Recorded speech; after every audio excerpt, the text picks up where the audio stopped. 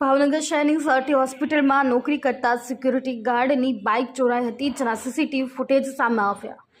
ભાવનગર શહેરની સરટી હોસ્પિટલમાં અનેક વખત વાહનો ચોરાતા હોવાની ઘટનાઓ સામે આવી છે.